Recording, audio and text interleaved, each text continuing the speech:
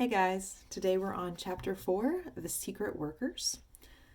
The next evening, Grandpa Joe went on with his story. You see, Charlie, he said, not so very long ago, there used to be thousands of people working in Mr. Willy Wonka's factory. Then one day, all of a sudden, Mr. Wonka had to ask every single one of them to leave, to go home, never to come back. But why? Asked Charlie. Because of spies. Spies? Yes, all the other chocolate makers you see had begun to grow jealous of the wonderful candies that Mr. Wonka was making, and they started sending in spies to steal his secret recipes. The spies took jobs in the Wonka factory, pretending that they were ordinary workers, and while they were there, each one of them found out exactly how a certain special thing was made. And did they go back to their own factories and tell? Asked Charlie. They must have, answered Grandpa Joe, because soon after that, Fickelgruber's factory started making an ice cream that would never melt, even in the hottest sun. Then Mr. Prodnose's factory came out with a chewing gum that never lost its flavor, however much you chewed it.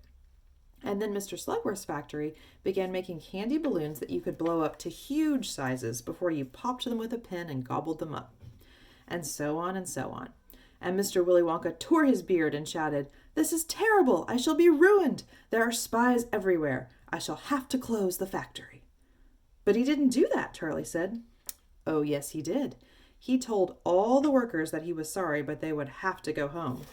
Then he shut the main gates and fastened them with a chain. And suddenly Wonka's giant chocolate factory became silent and deserted. The chimney stopped smoking, the machine stopped whirring, and from then on not a single chocolate or candy was made. Not a soul went in or out, and even Mr. Willy Wonka himself disappeared completely. Months and months went by, Grandpa Joe went on, but still the factory remained closed. And everybody said, "Poor Mr. Wonka, he was so nice, and he made such marvelous things. But he's finished now. It's all over." Then something astonishing happened. One day early in the morning, thin columns of white smoke were seen to be coming out of the tops of the tall chimneys of the factory. People in the town stopped and stared. "What's going on?" they cried. "Someone's lit the furnaces. Mr. Wonka must be opening up again." They ran to the gates, expecting to see them wide open, and Mr. Wonka standing there to welcome his workers back. But no, the great iron gates were still locked and chained as securely as ever, and Mr. Wonka was nowhere to be seen.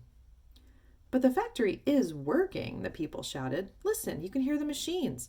They're all whirring again, and you can smell the smell of melting chocolate in the air." Grandpa Joe leaned forward and laid a long, bony finger on Charlie's knee, and he said softly, "But most mysterious of all, Charlie, were the shadows in the windows of the factory. The people standing on the street outside could see small, dark shadows moving about behind the frosted glass windows." "Shadows of whom?" said Charlie quickly. That's exactly what everybody else wanted to know.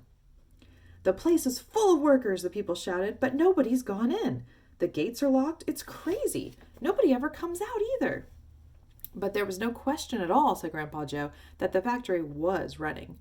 And it's gone on running ever since, for these last 10 years. What's more, the chocolates and candies it's been turning out have become more fantastic and delicious all the time. And of course now, when Mr. Wonka invents some new and wonderful candy, neither Mr. Fickelgruber, nor Mr. Prodnose, nor Mr. Slugworth, nor anybody else is able to copy it. No spies could go into the factory to find out how it's made. "But Grandpa, who," cried Charlie, "who is Mr. Wonka using to do all the work in the factory?" "Nobody knows, Charlie." "But that's absurd. Hasn't someone asked Mr. Wonka?" "Nobody sees him anymore. He never comes out. The only things that come out of that place are chocolates and candies. They come out through a special trap door in the wall, all packed and addressed, and they are picked up every day by post office trucks." "But Grandpa, what sort of people are they that work in there?" "My dear boy," said Grandpa Joe, "that is one of the great mysteries of the chocolate-making world. We know only one thing about them. They are very small. The faint shadows that sometimes appear behind the windows, especially late at night when the lights are on, are those of tiny people no taller than my knee." "There aren't any such people," Charlie said. Just then Mr. Bucket, Charlie's father, came into the room. He was home from the toothpaste factory, and he was waving an evening newspaper rather excitedly. "Have you heard the news?" he cried. He held up the paper so that they could see the huge headline. The headline said, "Wonka Factory to be opened at last to lucky few." And there's a picture of it. All right, guys, we'll read chapter 5 tomorrow, which is called The Golden Tickets. Have a good day.